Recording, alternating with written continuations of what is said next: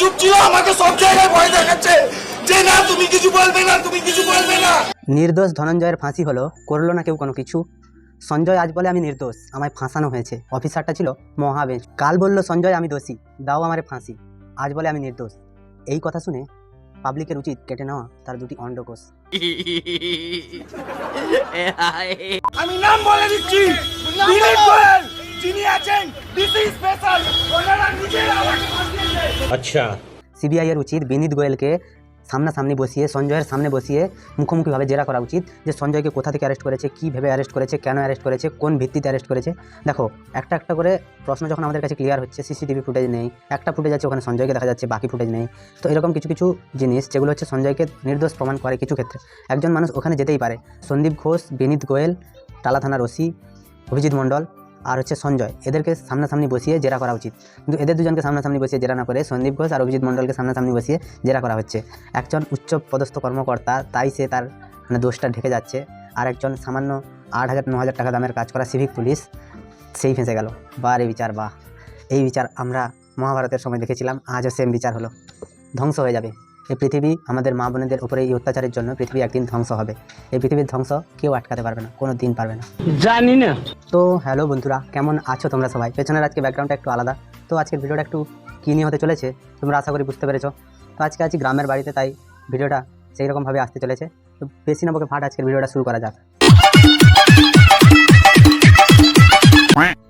Final chargesheet জমা দেওয়ার আগে সঞ্জয় প্রিজন ভ্যানের ভেতর থেকে বলছে আমি কিছু দোষ করিনি, আমি পুরোপুরি নির্দোষ, আমাকে সরকার ফাঁসাচ্ছে, বড় অফিসাররা আমাকে ফাঁসাচ্ছে, ডিসি সেন্ট্রাল বিনীত গোয়েলের নাম নিয়ে বলছে ওনারা আমাকে ফাঁসাচ্ছে, ভয় দেখাচ্ছে। তো বলি, এখন যে তুই যে মৃত্যুর পথযাত্রী, তোর যার কদিন পরে ফাঁসি হবে, তখন তোকে কোন বিনীত গোয়েল বাঁচাবে? তুই যদি সত্যিটা জেনে থাকিস তো প্রথমে কেন বললি না? প্রথমে তোকে নার্কো টেস্ট করাতে নিয়ে গেল, তখনও সেখানে সে না বললো যে আমি কিছু জানি না, আমি করেছি, প্রথম থেকেই বলে এলো।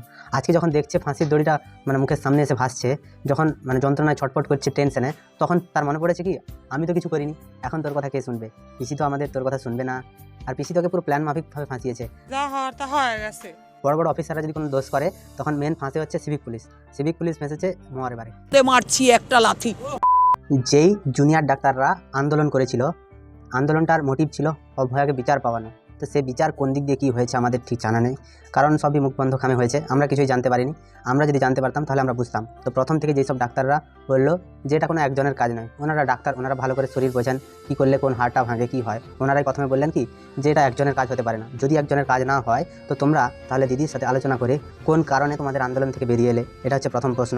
এই ডাক্তাররা যারা আন্দোলন করেছিল, এই আন্দোলনকে আমরা সমর্থন জানিয়ে সব থেকে বড় ভুল করেছি, কারণ এনাদের মতো স্বার্থপর আর কেউ নেই। আজকে এটাই প্রমাণ হয়ে গেল। কুণাল ঘোষ হয়তো আজকে ওনার কথাটাই হয়তো ঠিক মনে হচ্ছে আমাদের, কারণ এই ডাক্তাররা যে আন্দোলন করেছে, এই আন্দোলনের কোনো ভিত্তিহীন। ডাক্তাররা প্রথম দিন থেকে চিৎকার করে আসছে অভয়ার নির্যাতিতা, অভয়ার সঠিক বিচার চাই। সঠিক বিচারটা কে এনে দেবে? তোমরা আন্দোলন করলে, এত কিছু করলে, মমতা ব্যানার্জির সামনে লাইভ মিটিংও করলে, কিন্তু সেখানটায় একটা বিচারের কোনো কথা ওঠেনি। হ্যাঁ ঠিক আছে, ওটা বিচার ব্যবস্থার অধীনে আছে তাই ওঠেনি, কিন্তু এইখানটায় একজনকে বলির পাঁঠা বানানো হয়েছে, এটা পুরো ক্লিয়ার। তো সেই মানুষটা এখন যখন তার মৃত্যুর ভয় চিল্লাচ্ছে, নামও বলে দিচ্ছে, তো সেই মানুষটাকে কেন ডেকে সিবিআই ইন্টারোগেট করছে না?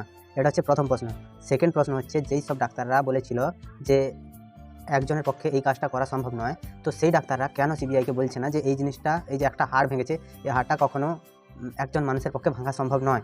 মহাভারতে যখন দ্রৌপদীর বস্ত্রহরণ হয়েছিল, তখন পুরো সভাসদগণ সেটা দাঁড়িয়ে দাঁড়িয়ে আনন্দ নিচ্ছিল। তখন দ্রৌপদী অভিশাপ দিয়েছিল যে তোদের এই যে রাজত্ব পুরো ধ্বংস হয়ে যাবে।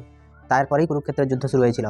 এখান থেকে একটা জিনিস প্রমাণ হচ্ছে যে যখন নির্যাতিতার একটা বিচারের আশায়, বিচার ব্যবস্থাটা এমনই আমাদের অন্ধ বিচার ব্যবস্থা, এই বিচার ব্যবস্থা দ্রৌপদীর মতো অবস্থা হয়েছে। সবাই মিলে তার বস্ত্রহরণ করছে। সত্যি কথা বলতে আমাদের আর বিচার ব্যবস্থার উপরে কোনো আস্থা নেই, এটাই হচ্ছে বাস্তব কথা। মমতা ব্যানার্জি বলেছিল 7 দিনে ফাঁসি দেবে, এই বিচার ব্যবস্থা আজকে 3 মাস হয়ে গেল। সিবিআই কোন দিকে কী সেটিং হয়েছে আমাদের জানা নেই। সিবিআই এত কিছু করে, দুর্নীতির বেড়া জাল ফাঁস করে, এখনও পর্যন্ত কোন কারণে ধর্ষণ হয়েছে সেটাও জানা গেল না। একটা মেয়ে পাশের রুমে চিৎকার করছে, কেউ শুনতে পেল না। যদিও না শুনতে পেয়েছে সেটা ঠিক আছে, ওই সেম বিল্ডিংয়ে একটা মেয়ে ধর্ষিতা হচ্ছে, কারোর কোনো হুঁশ নেই। একটা রুমে সন্ধ্যের পর থেকে কেউ যায়নি, সেমিনার রুমে একটা মেয়ে ধর্ষণ হয়ে গেল। এই অন্ধ আইনের ওপরে ভরসা রেখে আমাদের এগোলে চলবে না।